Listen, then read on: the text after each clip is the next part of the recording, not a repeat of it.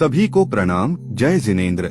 जिनशासन में श्रुतज्ञान और इसकी रक्षा करना कितना महत्वपूर्ण है, ये आज हम जानेंगे। भूतकाल से इसकी रक्षा के लिए न केवल विशिष्ट विद्या का उपयोग किया जाता रहा, परंतु अलग अलग तरीकों से ताड़पत्री आदि में सुरक्षित रखी गई। साथ ही जिनशासन देवों के द्वारा भी इसकी सतत रक्षा की जाती रही है। आज की कहानी बिल्कुल अनोखी है। एक बार आचार्य श्री सिद्धसेन दिवाकर सूरी महाराज चित्तौड़ पहुँचे। वहाँ उन्होंने एक अद्भुत स्तंभ देखा, जो न तो पत्थर का था, न लकड़ी का और न ही ईंट चूने का।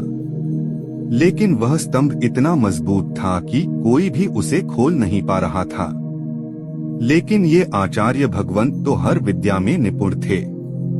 वे समझ गए कि इस स्तंभ को किसी विशेष लेप से बंद किया गया है। उन्होंने उस लेप का प्रतिलेप लगाया तो वह स्तंभ खुल गया। और उसके भीतर क्या मिला? भीतर ताड़पत्रों के ग्रंथ दिखाई दिए। ये कोई सामान्य ग्रंथ नहीं थे। जैसे ही आचार्य श्री ने एक ग्रंथ खोला तो उसमें स्वर्ण प्राप्ति का मंत्र था। फिर उसमें दूसरी विद्या दिखाई दी, जिससे सरसों के दानों से पूरी सेना तैयार की जा सकती है।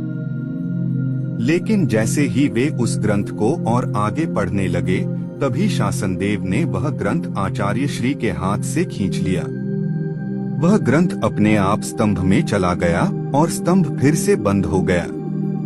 गीतार्थ आचार्य समझ गए कि शासनदेव की इच्छा नहीं है, इसलिए उन्होंने दो विद्याओं से ही संतोष कर लिया।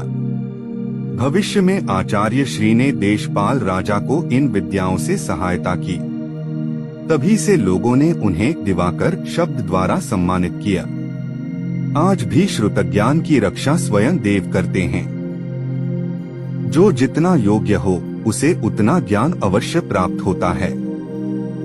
इसलिए हमारा भी कर्तव्य है कि हमें भी इन शास्त्रों को सुरक्षित रखना चाहिए।